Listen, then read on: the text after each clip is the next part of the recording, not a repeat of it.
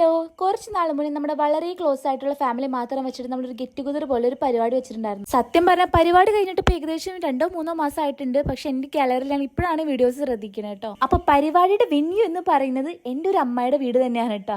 നമ്മൾ അവിടെ എത്തി വെള്ളമൊക്കെ കുടിച്ചു. പിന്നെ അതിനുശേഷം നമ്മുടെ കലാപരിപാടികൾ ആരംഭിച്ചു. ഞാൻ തൽക്കാലം മാമയുടെ പാട്ട് ഇതിൽ ആഡ് ചെയ്യണില്ല. ചിലപ്പോൾ നമുക്ക് കോപ്പിറൈറ്റ് കിട്ടിയെന്ന് വരും. കാരണം വലിയ വലിയ സിംഗേഴ്സിന്റെ സൗണ്ട് ആയിട്ട് ചിലപ്പോൾ സിമിലാരിറ്റി ഉണ്ടെങ്കിലും മാമയുടെ പാട്ട് അത്രയ്ക്കും നല്ലതായതുകൊണ്ടാണ് ഇക്കാക്ക് ഈ എക്സ്പ്രഷൻ ഇട്ടിട്ടുള്ളത്.